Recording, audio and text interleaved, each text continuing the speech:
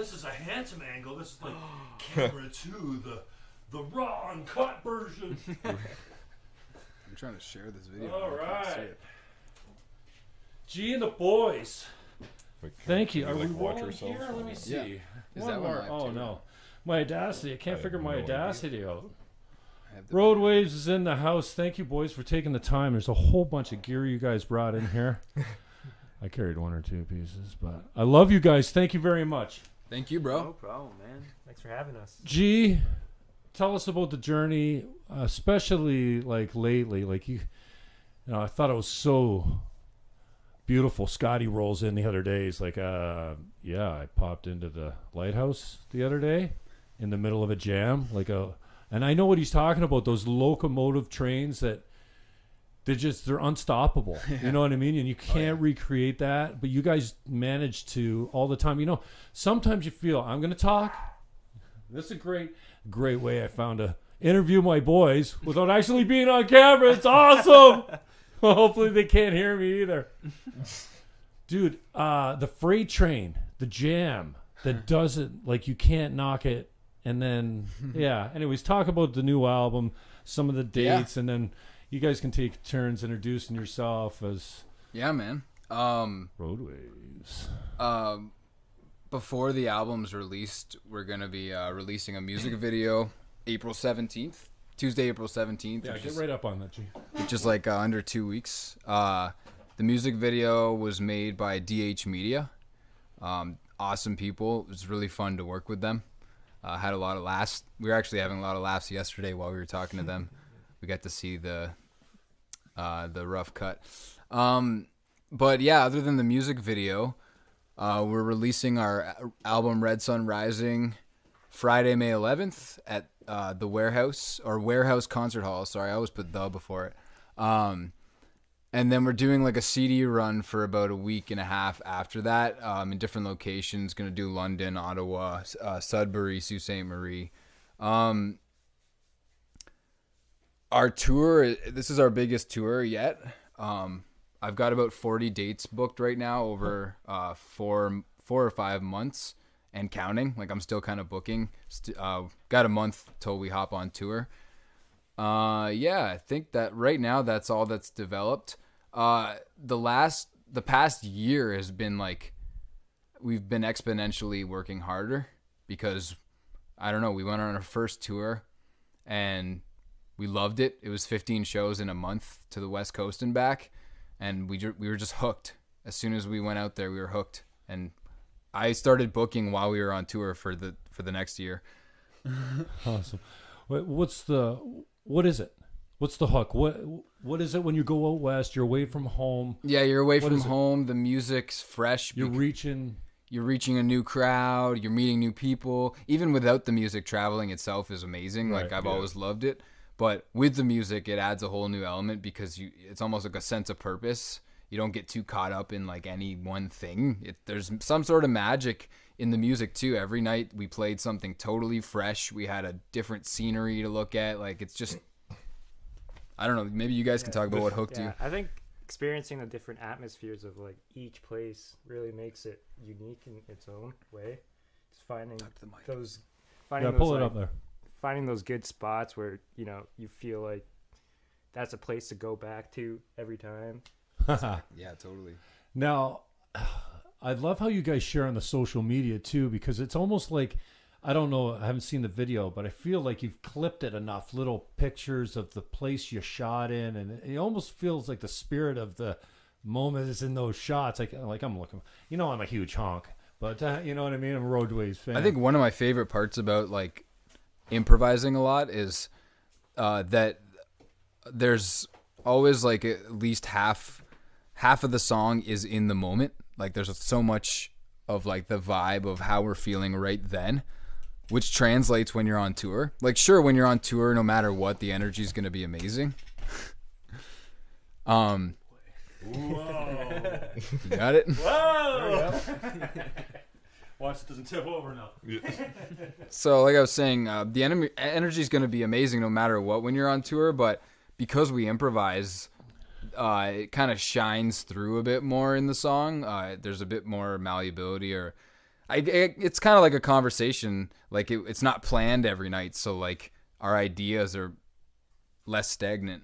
I think. What about the live shows? So if you can't really, I know you got a set list probably, and you're going into live. No, no set list. Let's see.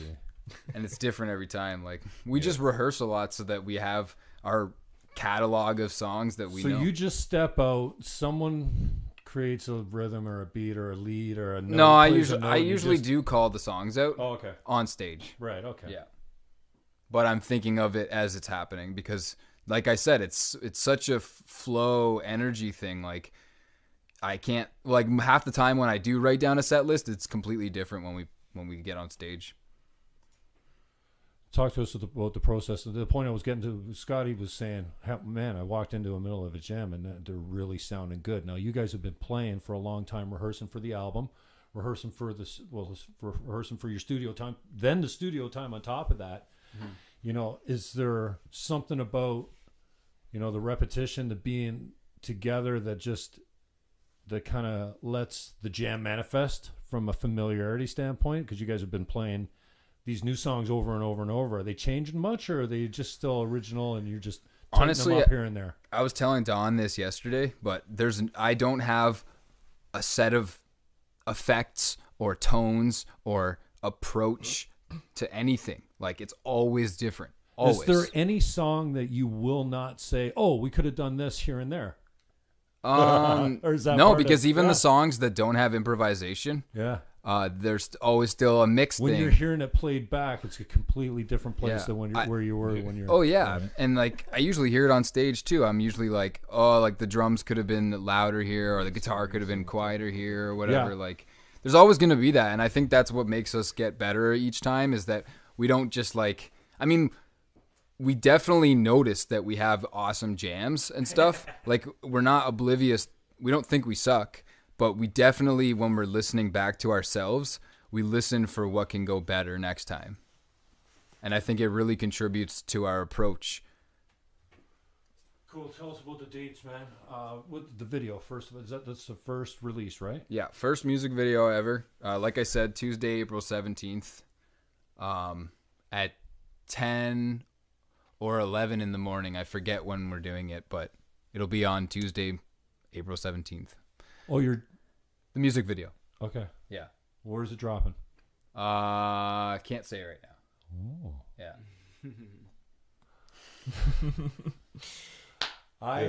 So my friends here the other day, and I'm like, oh yeah, you got to check out Roadways. I didn't expect Band on a Couch to come up as the first YouTube search. Right? I knew something would come up. I think that was including our first my own video, stuff because I'm such a fan. And there it is, and then wow. Like, that wasn't a real long time ago. It seems like, well, it depends how you, and what lens you look at it with, but... In the Roadways lens, it was like at the beginning. Yeah. Mm-hmm. But yeah, it was only like well, you 2 don't or know 3 that. years. It depends. It could, yeah. What do you mean? Well, in perspective. I mean, how long is Roadways going to last? That's what I mean. You're talking about the very beginning of what? Of Roadways. Yeah, I know, but, that remains to be seen. Right, yeah. Anyways, yeah, I got a lot of time. Thanks for coming out. Now, talk about the process of working Don, and maybe we can work Don into that. Here's a perfect segue. Just reminiscing the other day. I'm like, hey, yeah, remember when Roadways was looking for a keyboardist? Yeah. Now you don't have to worry about that. The acclamation getting him up. And now look at his funky gear. He's the funkiest guy in the band with all that gear, man. Like the drummer's got nothing on Don on keyboards. He's the chairman of the boards. Just trying to take up as much space as possible. Yeah, well. I mean, I'll say my side of it, and then Don can explain his side of it. We were looking for a keyboardist. And we had this like social media post that got like over 100 shares. Like it went far and wide. And Don didn't even see it. I didn't see it at all. he just adds me on Facebook, and he's like, I think we should jam along with like, or people have been saying we should jam along with this like video of him playing some song on the organ. And I was playing Foreplay by Boston. Right. And I was just like, this guy's dope. And then he came over to my house, and he brought over 2 synths that we've never used with Roadways, except for a Halloween jam. And we had the space. No, not even for that. We had a spacey ass jam, and I was like, "You're in, dude." Yeah. I don't know, how was it on your end, man? Like, what was your perspective of it? Yeah, well, I was. Yeah, there's not much to say other than that. I was. Who pointed you in our direction, though? Who pointed? A few people did. I basically like. I made that. I made a video of me playing foreplay and just decided on a whim to post it on my Facebook feed, and somebody commented with your name, like that tagged you in it. Oh, really? And I was like, who the hell is this? And I look at it. I checked out your page, and I don't know. I was like, it kind of looks like Russell Brand playing guitar. And Carbon, dude. I've never heard that one. like long wavy hair. That's about so it. fun. Missing the accent. And so I started asking around basically, and a couple of friends of mine were like, "Oh yeah, we were saying you should get together with him." And I don't know, like I didn't know anything about Roadways. I'd never seen that post. I'd just gone it was basically about like my first couple of months on Facebook at all. So I knew nothing about the scene. I'd been living in Toronto for the past 5 years before that. And so I just moved back to the Falls, and yeah, basically a few friends said, yeah, you guys should you should check them out, Roadways. I'm like, oh, okay, sure. A lot of people saying check them out. I figured I'd just go straight to it, and so I sent the video directly To me. directly to him. Where'd you guys record new album? Joe Lipinski, Wow Oh, Studios. good, eh? In the shed. Oh, it was amazing. We're Yeah. the first band to break in his new shed in his backyard. Oh, Unreal, that's unreal producer, unreal engineer. So fun working with him. We love you, Joe. Yeah, how many songs you lay down? 10. 10. How long is it in minutes? 55 minutes. Oh, nice. Yeah, nice lengthy album. I always want to kill an album on the way to Toronto type of thing. And Yeah. actually, I went to Toronto the other night. 45 minutes to the airport. Yeah. An hour and a half round trip. Just a I was on my couch in an hour and a half. Maybe 135. So I love the idea of, especially. Do you feel like it's a concept album? Obviously, It was going to be. It was just typical road. Dude, it jam. was just about to be a concept album, but I didn't. Matt, There was a jump in. concept Just for a fire up, concept. If you want to. Yeah, we had like this whole story going on, and I don't know. It just Well, I can explain if you want. Yeah, I sure. was the one that wrote it. Yeah. Don't reach for the Yeah. mic, Matt. Yeah, I was- You're not gonna say anything. Holy shit. I was writing this concept story, and I'm not going to go too deep into it. That we can save that for another time. But basically, I just didn't have enough time, and I didn't want to half-ass it. So I was like, "Fuck it! I'm just going to change a bunch of these lyrics so that it doesn't sound like I was trying to make this story that doesn't work." And then that's basically it. It was supposed to be a concept album. I mean, it is. Red Sun Rising itself is a concept that I have. I mean, it was a physical thing I witnessed in an awesome time of my life, and it stuck with me as a symbol for like a renewing of energies or a new day, right? But as far as like a conceptual album, it's not. I mention Red Sun in another song, but it's not. There's no story that you can follow. You could probably find a story if you want. But How many man hours you figure you've got in it? Total, everyone up. Just guess. like man hours writing or man hours. Everything. Front to back, starting, writing, rehearsing, pressing, recording. Dude, it's like my whole road waves is my whole entire life. gosh. So I would say every hour that I'm alive is for me. I don't know about you guys, but So a little while, yeah. yeah, it's just a little while. How many hours recording in studio to get 10 tracks down? What do we do? I think it took 3 8 hours. 3 days. Yeah, 3 days. We had like 3 full sessions, and then we did like two little half sessions to So 4 days. 4 full days to finish up. So like an 8-hour day with 8-hour lunch day, in the yeah. middle Yeah. type of thing? 9-hour day with lunch in the middle. Okay. Yeah. Like the Lighthouse, we did it live off the floor too. Yeah. So that did save time as well. Yeah. Instead of doing track by track by So track what's the by track. advantage there? And I'm trying to get this mic thing down. Thank you for the people that are staying with me. I don't know if it's better to screw with the board or whatever, but I'm trying a whole bunch of stuff. So Yeah. What's the difference? I mean, I know it's a different kind of concept as far as the acoustics go, but Right. technically, why wouldn't you want to be off the board and just you could screw with it later, or is that the whole thing? You don't want to screw with it later. That's kind of the whole thing. Is like there's a lot of the older records you listen to. There's a certain magic there, and it's a lot. People are finding out now that it's actually a lot of the flaws that make it what it is. Really? And nowadays you find that people like individually track everything, and there's nothing wrong with that. It sounds super clean, but there's something in my ear that's wrong with too clean, too polished. I It's sometimes almost mechanical. yeah, or dry or something. Like I like when you hear a slip or you know that the band was meshing together. And not only that, but a lot of our songs wouldn't work like not together. Like there's no way we could jam out like a song and do it individually. It just wouldn't work. Wouldn't sound good.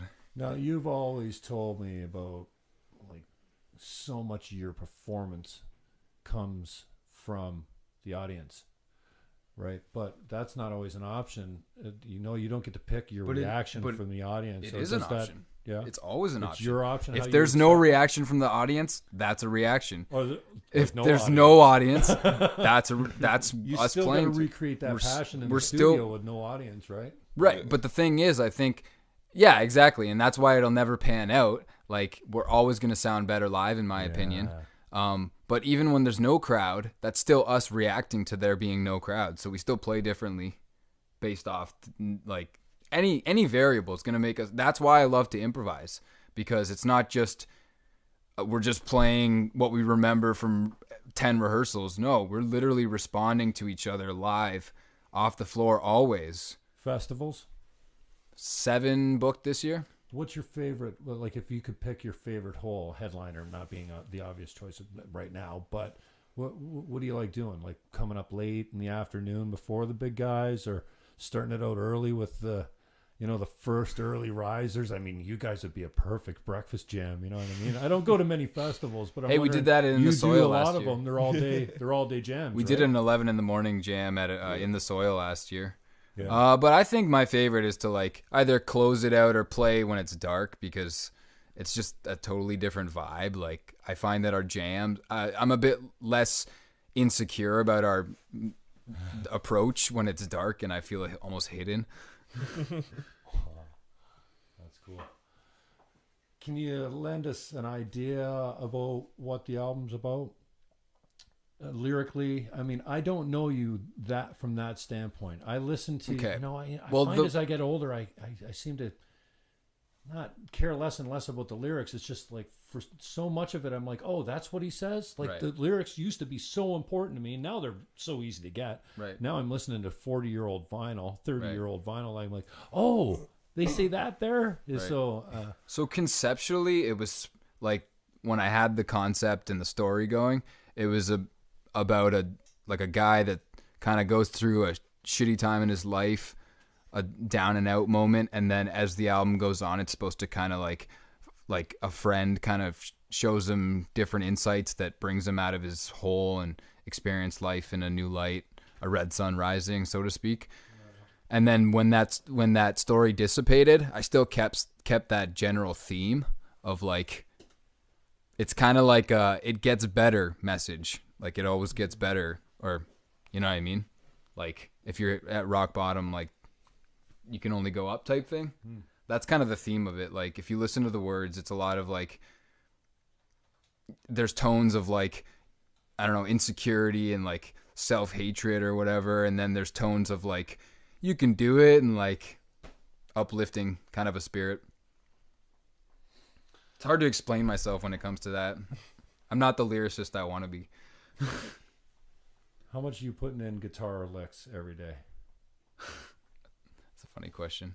How many, like, if you were to average your daily practicing, so, like, I mean, God love you, because somebody said to me the other day, I'm not good at discipline. And they said, well, practice discipline. I said, I'm not good at practicing either.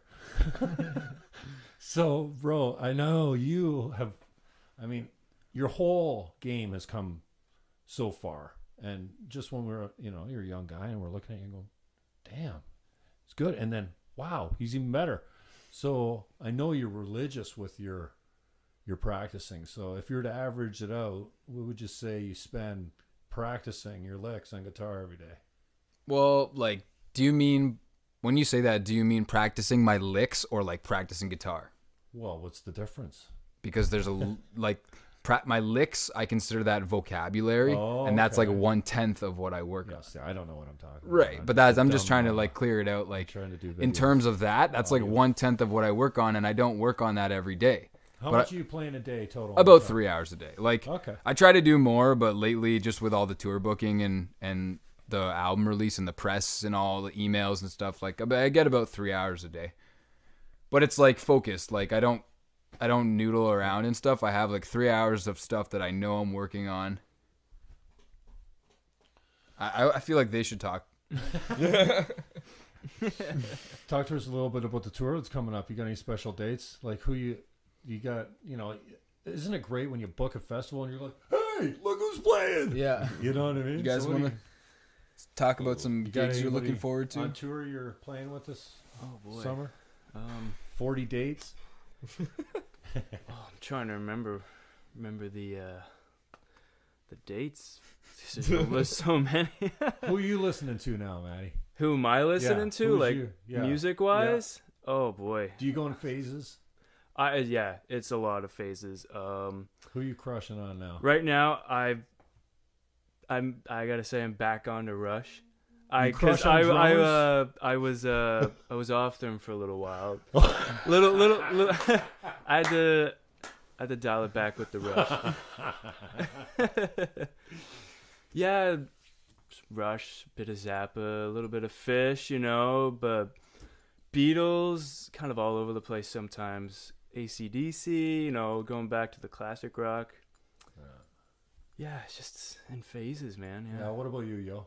Do you crush on anything? I went through, like I said to you guys earlier, and I'm ashamed to admit it because I'd like to see them in concert, except there'd be 14 and 15 and 16-year-old girls at 21 Pilots. That album was really tight. I crushed on it for months. And then, you listen to the hell out of it, and then you're done. But there's some really good tracks, and there's two guys. And then I'm a USS fan too. So, but I find myself road waves.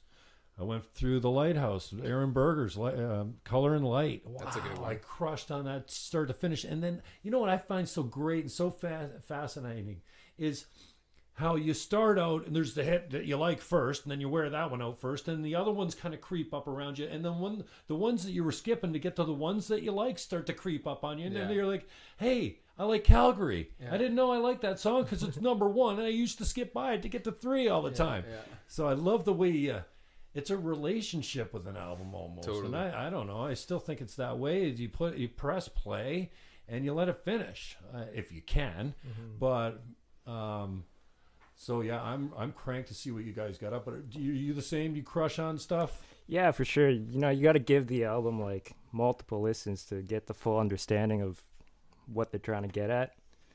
And like you said, you find songs that you like, and then other ones just creep up on you. What type of music you listening to though? Lately, I've been listening to a lot of funk, like James Brown. Old stuff? Yeah, a lot of funk. I've been learning a lot of it on bass, so It's just something I've been listening to a lot lately. Now, because you started out, and this is so cool, and we can talk about working Don into the band as well, because I can't imagine, that's like you guys were a unit already, but in a different form. So you went from guitar, like on the couch, you're on guitar, and yeah, I was playing guitar, and then someone was just saying the other day, man, yo is killing it on bass now. I'm like, really? I thought he was good the whole time.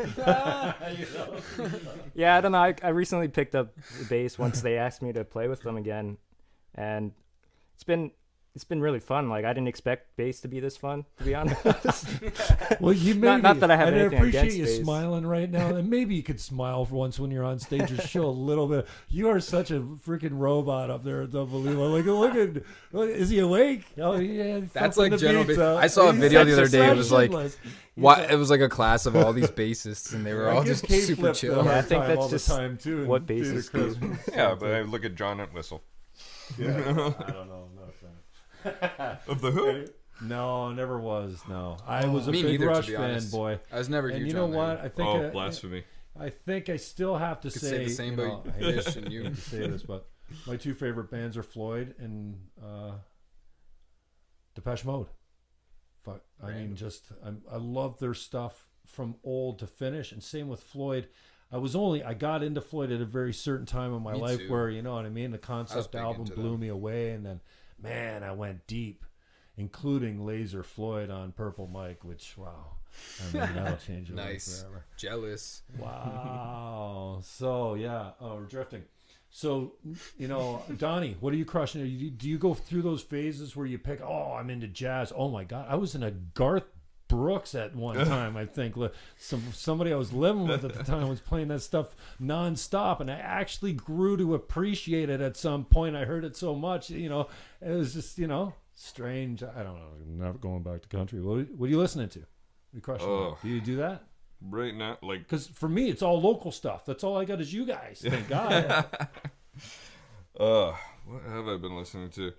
I've been listening to probably a lot of jazz, like Horace Silver, Thelonious Monk, kind of stuff. Weather Report, love that. I really thought it was cool sitting in with the jam at the Lighthouse. How won the momentum of it, and how it feels like a train, like it's on tracks, and it can swerve like a river. I feel the it exact winds, same and thing. it the tempos. And I'm not a musician. I have such a huge appreciation for it, obviously.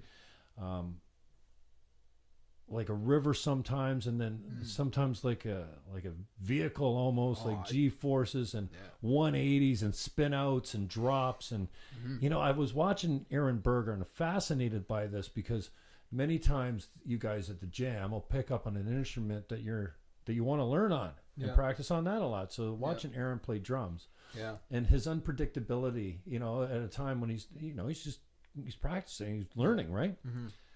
And how he could drop it or back out of the tempo or increase the tempo at what that point that, you know, he was building to. And then everyone else changed. Oh yeah, exactly. And then I was wondering how much because it's all about me, how much me playing the bongos might affect Berger playing the drums. Right. You know what I mean? And it would, yeah. You know, I wonder, it's like a domino. I find it It's a so conversation. fascinating to sit in with someone that can just jam. Yeah. Is kind of rare, and a lot of people are intimidated by it. And I've started a little Sunday jam every few weeks. I'm doing one this Sunday as well. If you guys can make it out, it's great. And the best part about it is people are meeting each other. But when you can jam all stiff and stuff like this when you start out, but then somebody goes to leave and they're like, everyone's like, whoa, just break it into, you break into a really filthy, great, fun jam because, before you go, let's let loose. Yeah. You know what I mean? So And that's the I'm thing, is fascinated by watching it, the progression of jams get way better when there's no pressure. Like, that's one thing I like about like listening to Fish and the Dead and stuff like that, is if you pay attention to what part of their tour they were on and how they played, you could see that like by the end of their tour there was less pressure. Or like if like yesterday or a couple days ago was the like 20th anniversary of the Island Tour, Fish's Island Tour, and it was like basically like a one-off thing and there was no pressure. So if you listen back to those, there's some of like the hottest jams ever, and I love that. That's, to me, a jam, like you were saying, it's very much like a train. It's very much like a river, a flow of water, and it's very much like a conversation. And any one person can affect that thing, and any situation or predicament or the context can really affect that. And it's fun to pay attention to that. It makes listening to a band a whole bigger story. More than just the music, it becomes about the experience. I'm sorry I wasn't paying attention to the Facebook Live piece, but I got some people chiming in, so sorry I didn't get to. No worries, Trying man. to figure out this recording thing over here. It's driving me crazy. I think the video will be good that goes up. Not that it's not good. This is fine. People are enjoying it. Thank you for spending the time. I really appreciate it. So, I made my first little fun video. Thank you for the inspiration, because G, Yeah, man. we're friends, and I just want to say I'm grateful for you and all you guys. Likewise, But brother. G especially, man, I find it, I'm telling my friends in my life, sometimes about people that mean something, and you're a young guy, but I feel this sense of wisdom I get, and it's reciprocal. It goes back and forth. So, one, I love you for that. Thanks for taking the time. Thanks for bringing all the Love boys you in. too, bro. I'm looking forward to getting my hands on this. Oh, you left your Gmail open at my place the other day. I'm like, oh, man. Who wants to? This is the ultimate freaking tweet right here. Hey, just saying. Jay was on my place today, and I happened to have a company. Hey, you could have leaked our album. This stuff. Totally could have leaked our album. Yeah. When's it coming out? What's the date? What are we doing? Friday, May 11th. May 11th. What about the video? The video is Tuesday, April 17th. Both at Warehouse. No, the video itself. Oh, well, the video just dropped. Video's Okay, just I thought you were dropping doing online. A video release party. We did record at the Warehouse too. Oh, you did a video. Thank you, recording Eric problem. Dixon, for that. Yeah, that was good. Oh man, was that? No, tell me. I don't go to all your shows. I prefer to watch you right here because that's But I'm certainly open to when you stepped on stage at Taps the other night after where we were at the. Oh, you did your video thing, and then we went to Taps, and then it's like oh man. Most of the times it's after the event when you look back and go, that was magic. Right. Sometimes if you're aware enough, and I think I've grown in that capacity, is to go, oh, this could be nice. Yeah. And it is. Yeah. And that's kind of what I was talking about. Not because about. you just think it's going to be, but that was a really cool jam. It's because the pressure's last night off. with Old Child. Yeah, and that's kind of what I'm talking about. Like here's another example. Like Fish on New Year's is a huge thing. And like when you first get into them, you're always looking forward to like the New Year's show and see how they play. And it's usually actually like one of the worst shows of that little run. And it's always like the night before New Year's or the night after New Year's where it's like, holy fucking shit. Like they're killing it. The pressure's off. Now they're just jamming. Like it's more fun that way. And like that is one thing about the jam is sometimes you do get in your head. Like even up there, like I was just getting warmed up by the end. Like, yeah, that's why you threw down the guitar. I didn't throw down anything. I did that once and I'll never do it again. Oh, yeah. All right, you guys want to play a couple more, or what are you feeling like? You want to take a break, or you want to go straight into like just roll up, cold, right up? We could talk. We can keep talking. I'm down with anything got nothing really. but headphones over here. Oh, and we'll probably have to reset up the mics to play again. oh yeah, okay, good. Mm-hmm. So we got the dates. We can come back after if you want, but no, I appreciate you guys coming in, man. Lots of love. Oh, and if you need tickets to our CD release at Warehouse, May 11th, you can go look up the event, and there's a ticket link. Takes you to a Ticketfly, I think it's called. Yeah. And it's $10, or we can deliver some physical tickets to you. We got a couple of those left. We're anticipating a sellout, so get your tickets quick. Brother, whatever camera I'm looking at. Yeah, one or the other. Oh, that one's Facebook over there. This one's actually being recorded for later on. But are you promoting your shows in order? What do you mean by that? Well, can you not promote something that's happening before something else happens? Oh, hell yeah. Hell yeah. We have a show before our CD release. May 5th at This Ain't Hollywood, Hamilton. We're playing with Diesel Dog. Come out to that. Yes. Now, Diesel Dog. Tell me about those guys. I miss them every time, and they're everyone sick tells as me fuck, they're man. awesome. Yeah, they're legends. I and love you played them. with them before, right? I've played with them twice. Is it a good room in Hamilton? Have you played there? Yeah, What's the room again? I haven't played there, but I went there a couple weeks ago. It's called This Ain't Hollywood. Okay. I think it's on James, but I forget. In Hamilton, and it's a nice room. It's a nice stage. It's a nice high stage. Diesel Dog is awesome. You guys got to check them out. Everyone needs to check them out. They're like one of the first Ontario jam bands that I ever heard, and I fell in love. They're great. How many Niagara shows you doing this year? This summer? This year we have, I think, 3 booked, and that's probably it. We probably won't do more than that. We're trying to spread out our market now that we're touring more and getting a bit more serious. We don't want to oversaturate our market around here. So what do you got? Can you talk about the local shows you got coming Yeah, up? we got, so you already know about the CD release. June 9th, we're playing with My Son the Hurricane at Warehouse as well. That's going to be an awesome show. That one will probably sell out too. Like, so get your tickets for that one. Who else? Is it just you and My Son the Hurricane? Or There somebody might else be on the bill? another band. I think I saw that maybe No Band, like KNOW band, might be there on the bill. I think I saw something, but maybe not. Maybe I'm wrong. Date on that again? June 9th. It's a Saturday. Saturday, June 9th. Okay. And then there's another Niagara show I can't talk about right now. Just not announced yet. Don't want to step on any toes. And yeah, I think like I don't know if I'm supposed to say this, but we're playing Livestock Niagara. That's gonna be a sick one this year. Rafik, big ups on it. It's gonna be a huge year. I think that's it for Niagara for this year. Nice. All right, brothers. Thanks for the time. Website. Are you still doing a GoFundMe for the album? Yeah, there is a and stuff like that? GoFundMe for our album. If you type in gofundme.com/roadwaves, or you can just go to our site and buy some merch, www.roadwaves.ca. Anything helps, but the GoFundMe it's set up as a fundraiser, but every single donation gets you something. Even something like $1 will get you a digital pre-order of our album. So it's pretty fair. It's pretty awesome. It's pretty cool.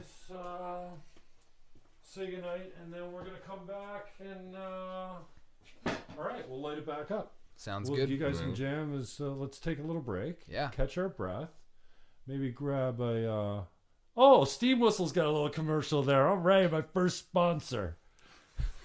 Steam Whistle, can you endorse us? Yeah. Yeah, they used to support independent live music all the time. Are they still down with that? I don't know. Let's ask them. They make great beer. Do one thing well. That's what Steam Whistle says. All right, guys, we're going to sign off. We'll come back. We'll set up. We're going from the profile right now. Yep, got a couple peeps. And we'll come back with another live set of a couple Much love, peeps. guys. Peace out. Peace.